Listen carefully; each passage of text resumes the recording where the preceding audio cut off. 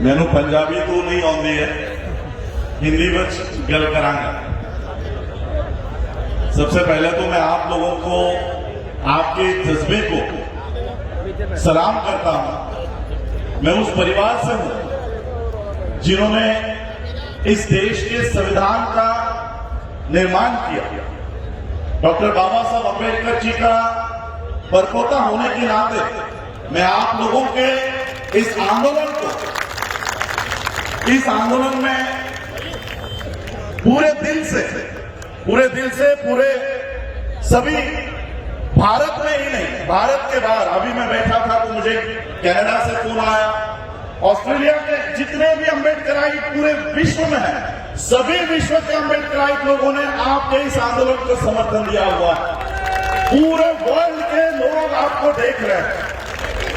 ये मोदी सरकार में आने के बाद पूरे देश भर में एक डर का माहौल था, और खासकर बाबा साहब को मानने वाले लोगों में एक डर था। ये मोदी संविधान को हटाने की कोशिश कर रहा है, लोकतंत्र को हटाने की कोशिश कर रहा है। डॉक्टर बाबा साहब अम्बेडकर जी ने इस देश को संविधान देते समय ये डर महसूस किया था कि लोकतंत्र तो इस देश में हम दे रहे हैं, लेकिन वो कब तक टिकेगा? क्या लोकतंत्र इस देश में बचेगा? लेकिन आज मुझे आप लोगों को देखकर लगता है डॉक्टर बाबा साहब अम्बेडकर जी ने 1956 में यह डर महसूस किया था, लेकिन आज 2020 में पूरे कॉन्फिडेंस के साथ लेता हूं, मोदी नहीं, मोदी का बाप भी आ जाए, इस देश से लोकतंत्र कभी नहीं हटने वाला।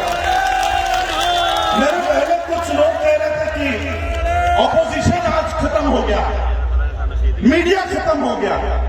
जिस दिन ऑपोजिशन नहीं होता उस दिन ये देश के लोग ऑपोजिशन का काम करते हैं। और आज ये संसद के लोग में ये देश के सभी लोग, सिर्फ किसान ही नहीं, इस देश का सिर्फ किसान ही नहीं, इस देश का मजदूर हो, विद्यार्थी हो, इस देश की महिला हो, सभी लोग आज इस कानून का विरोध कर रहे हैं। मैं बंबई से चल आया हूं, महाराष्ट्र में भी इसी तरह का काम, इसी तरह का दृश्य महाराष्ट्र में भी शुरू हो चुका है, हरियाणा में चल रहा है, पंजाब में चल रहा है। अब पूरा देश ठप हो जाएगा। जब तक इस कानून को वापस नहीं लेते, जब तक इस कानून को पूरी तरह से बर्खास्त नहीं करते, तब तक हम अभी अपने इस स्थल से हटने वाले नहीं हैं। और इसलिए मैं आज आप लोगों के जज्बे को सलाम करने के लिए मुंबई से यहां पर चल के आया हूं। और मुझे आज तहे दिल से खुशी हो रही है कि मेरा संविधान, बाबा साहब का संविधान इस देश से कभी नहीं हट सकता। जब तक वो आपके हाथों में है तब तक वो कभी नहीं हट सकता।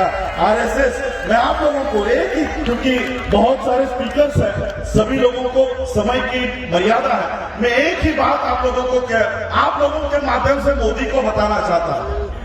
मोदी को लगता है कि संसद में अब हम बहुमत में आ गए, 350 के ऊपर एमपी हो गए हैं, राज्यसभा में हम लोग बहुमत में आ गए। मैं मोदी से कहना चाहूंगा कि भले ही कितने भी बहुमत में तुम संसद में आ जाओ, कितने ही बहुमत में आप राज्यसभा में आ जाओ, लेकिन देश में हम बहुमत में है, देश में चलने नहीं देंगे, देश में घूमने नहीं देंगे, क्योंकि वहां पर हमारी संख्या ज्यादा है। और इसलिए आज आप लोगों के इस आंदोलन में मैं सहभाग होता हूं। और आप लोगों, क्योंकि समय की पाबंदी है, एक नारा देकर अपनी वाणी को विराम देता हूं। वाहिगुरु जी का खालसा, वाहिगुरु जी की फतेह। जो बोले सो निहाल। धन्यवाद, थैंक यू, बहुत बहुत धन्यवाद जी।